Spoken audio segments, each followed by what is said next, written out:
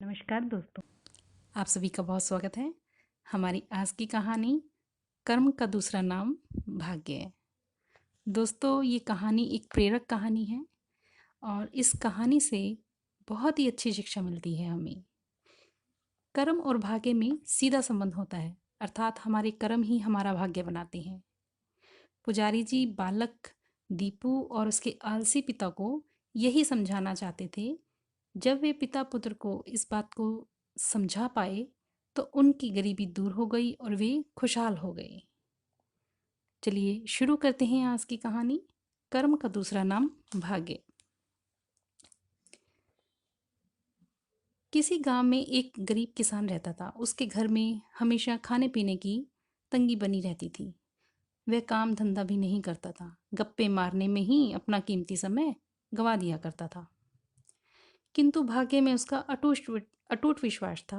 वह यही सोचता था कि भाग्य में जितना लिखा है उतना ही मिलेगा, उससे अधिक कभी नहीं मिल सकता। फिर पसीना बहाकर काम करने से क्या लाभ। उसका एक बेटा था, उसका नाम था दीपू। वह हमेशा ही उदास रहता था। उसे अपने परिवार की गरीबी देखकर बहुत दुख होता था। वह अक्सर यही सोचता रहता था कि हम इतने गरीब क्यों हैं, जबकि आसपास कोई भी किसान उनके जितना गरीब नहीं है। एक दिन उसने अपनी माँ से पूछा, माँ, हम इतने गरीब क्यों हैं। माँ बोली, बेटा, यह तो कर्मों का फल है। हमारे भाग्य में गरीबी लिखी है तो हम गरीब हैं। सबके भाग्य बदलते रहते हैं, कभी हमारा भाग्य भी बदलेगा। भाग्य? वह समझ नहीं पाया। माँ की बात दीपू को समझ में नहीं आई। उसने पूछा, माँ, भाग्य क्या होता है। गांव की सीधी साधी माँ को क्या मालूम था कि आखिर भाग्य क्या होता है। इस कारण वह बोली, बेटा, इस बात का जवाब तो गांव के बड़े बूढ़े और सियाने लोग ही दे सकते हैं। मैं तो केवल इतना ही जानती हूँ कि भगवान जिसको देता है छप्पर फाड़ कर देता है, और जिसे नहीं देता उसे कंगाल बना देता है। कंगाल मतलब भिखारी।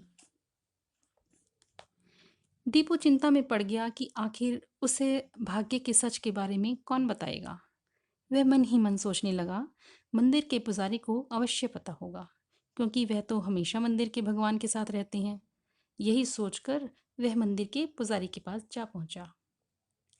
बूढ़े ज्ञानी पुजारी ने जब दीपू को अपने पास खड़े देखा तो वह बोले, बेटा, क्या चाहिए। दीपू बोला, पुजारी जी, मुझे कुछ नहीं चाहिए। मैं तो आपके पास कुछ जानने के लिए आया हूँ। क्या आप बता सकते हैं कि भाग्य क्या होता है। माँ कुछ बता नहीं पाती और पिताजी भाग्य के भरोसे बैठे रहते हैं। घर में खाने के लिए भोजन तक के लाले पड़े हुए हैं। पूछता हूँ तो माँ कहती है, यह सब भाग्य का खेल है। अब आप ही बताइए पुजारी जी, भाग्य कैसे मिलेगा। पुजारी जी बड़े अनुभवी और ज्ञानी व्यक्ति थे। मंदिर और आश्रम में दर्जनों चेले उनकी सेवा टहल में लगे रहते थे। तब भी पुजारी जी अपना काम स्वयं ही करते थे। पुजारी जी दीपू के पिताजी को भी जानते थे।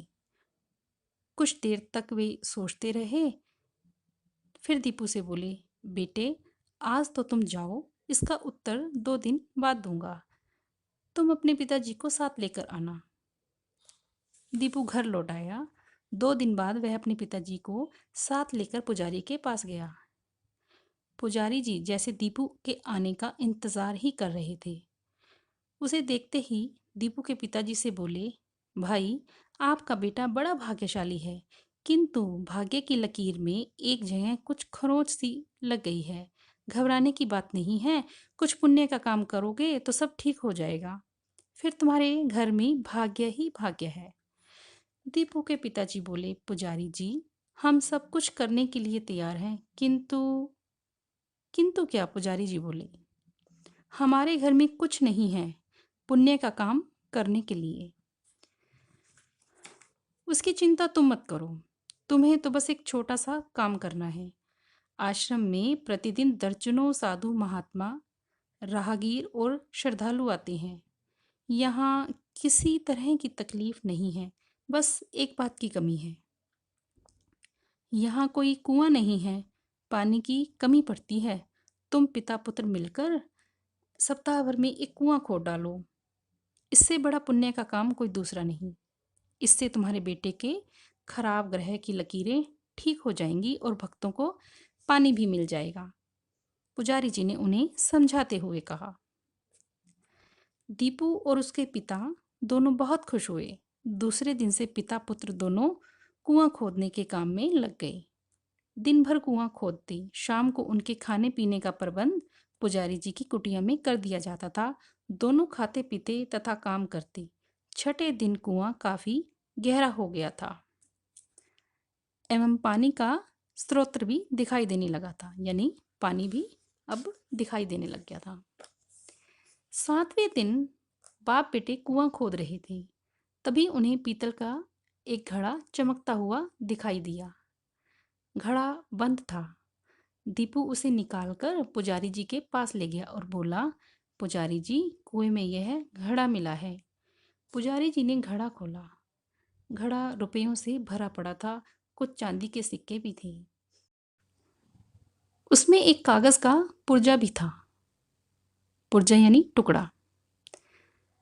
पुजारी जी ने पुर्जा अपने हाथ में ले लिया। रुपयों से भरा घड़ा दीपू को देते हुए कहा, लो बेटा, यह घड़ा तुम्हारी भाग्य का है।